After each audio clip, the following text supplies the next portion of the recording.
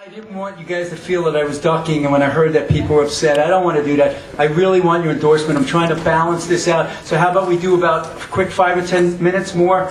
I'll answer anything you want. I just got to get out at some reasonable time, okay? Thanks. Thank you, Mr. Levy. My condolences to your family. Thank you so much. You spoke about the elephant in the room. The elephant in the room in the health care bill was the abortion language. Despite what we would put that in our priority list, it's still on the table. For the first time, abortion, pro-life have now gone ahead of those that are pro-choice. I would like to know your views as social conservative in your abortion rights. Well, you know, it's very clear. I've been pro-choice. I am pro-choice against partial birth abortion. But again, people can agree or disagree with that. But again, I think that this year, the big issue for most of the New Yorkers is going to be about who has the fiscal prowess. Of the other folks who are in the race as it is now, there's really no one that much different than where I stand. So then, really what it's going to be focused on is who has the best fiscal plan to get us out of this mess. Okay, thank you. I came back for you.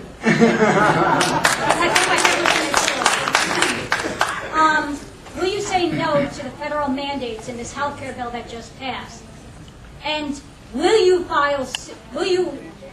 push to file suit against the federal government under the about the constitutionality of this bill? I thought I said it, I'll say it again. I would support that because it would prevent my state from having to pick up that big tab. So yeah, if they do it, you know, it's fine with me. So you'll be making a phone call to Cuomo? Yeah, but don't count on it happening. Don't count on him fighting it.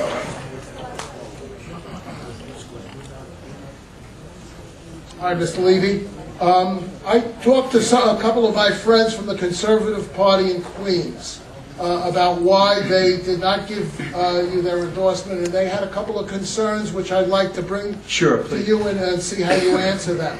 The first one is why, when you were in the Assembly, did you vote with Shelley Silver 80 to 89% of the time? Good question. Everybody does. Why also you got... No, let me tell you why. They're pro forma votes. That's why.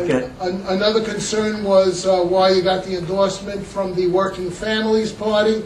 And the other is why did you support the Obama stimulus plan, saying it's manna from heaven? Let me tell you. Let me tell you. First of all, these are all the Lazio talking points. Well, no, that's where they came from, talking to but I'll explain them all. The first one is with voting with Shelley Silver. Everybody does, to the extent that the vast majority of the bills that come before you as a legislator, they're pro forma non-controversial bills, like funding a bridge or naming a parkway after someone. So your huge percentage is there on people on all sides of the aisle. There's a very small percentage where the controversial bills come in, where you then see where people splinter off. Now, if you look on the Democratic Party side, there were maybe 4 or 5 of us over that time who were the contrarians. A fellow named Bill McGee, Bill Parment, myself, and 1 or 2 others. There was a day when I was the only legislator in the state legislature who stood up and voted against mandatory arbitration, that thing that gives us $200,000 police officers here in Suffolk County. I was the only one to say no. I mean, if you look at something that was in, I think it was a Post article the other day, it might be wrong, it might be Newsday, they said that I was never on Shelley Silver's good side. I was always the pariah. Now, there were times I got along, there were times I didn't, but I don't care about the personalities. If I'm going to work for my constituents, I'll work with anyone who's there, but it all comes down to the philosophy. Now, there were some other parts to that as well. Working families, they have a faction. They have 2 factions within the Working Families Party now, if you know. One party is a little more moderate, actually supporting me on my illegal immigration stance, and one part that's extremely left. The extremely left side does not like me, and they do not support me. The more moderate part does. You know, I've been saying that, you know, I take on the public employee unions, but there's some other union guys here, the trade unions. who very much support me, and I'll tell you why, because I'm very much pro-economic development. I believe in expanding our road network, our infrastructure network, making sure our bridges don't fall down, making sure people are put to work so that our infrastructure grows and our economy grows. So they like me a great deal, and that wing was the one that supported me. The other far left wing did not. Oh, the stimulus. Oh, I'm glad I wanted to hear that.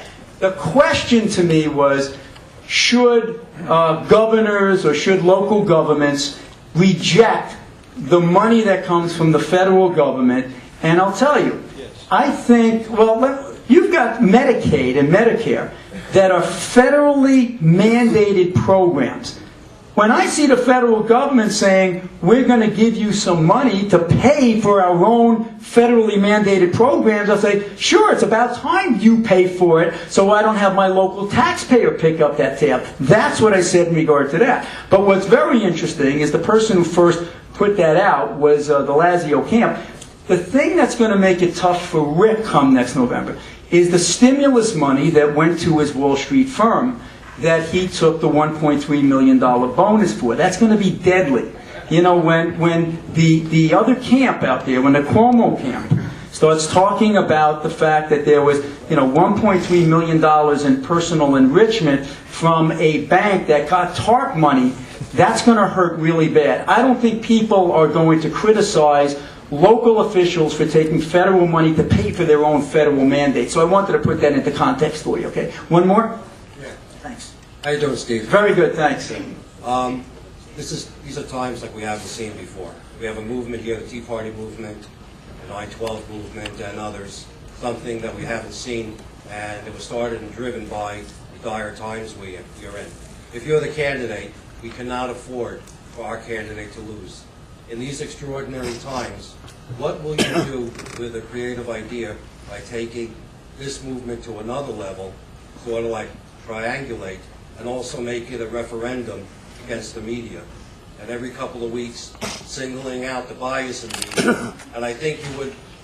Listen, we've been there with the media, right? And I know what you're talking about. You know, for those of us who were against illegal immigration and have spoken up about it, we've been castigated in the media elite as being intolerant, bigoted, anti-Hispanic, and then the people in the Tea Party movement, is my point, have been called racist and intolerant. The same kind of thing all over again. You know what? There are some nuts in every movement, okay? There's some fringe in every movement, on the right and on the left. But it seems when it's a leftist movement, the media gives it a pass. When it's something coming from, you know, the grassroots, they'll pick out that one person and try to castigate the entire organization. So I'm on to that. The vast public is onto that. You know, the people out there, the folks, they understand the difference. Call them out on it and make names. And if you criticize the New York Times and say, they're probably not going to endorse me. Oh, they're not endorsing me. They already had the editorial last week not endorsing me. I'm telling you to use it as a badge of honor. Exactly so. Listen, so far, I've gotten unbelievable writings, and the things we're handing out to you. Look at the back, from the Daily News, the Journal, the Post, and so many other places talking about this guy is a game changer. He's talking about the issues. The one entity that came out with the editorial bashing me was the New York Times, okay? And why? Because, God forbid, I have the audacity to say that we should enforce our immigration laws. What a terrible thing to say, isn't that? But, you know, I do throw that to the wayside because I know they speak for a very small part of the population. I've always carried myself in a way that talks to the vast majority of the folks who say common sense should prevail, not the political partisanship, not the political correctness, but common sense. The folks out there know better, and I thank you a lot so much. I want your endorsement, that's why I came back, but I still have time to get over there. Thanks.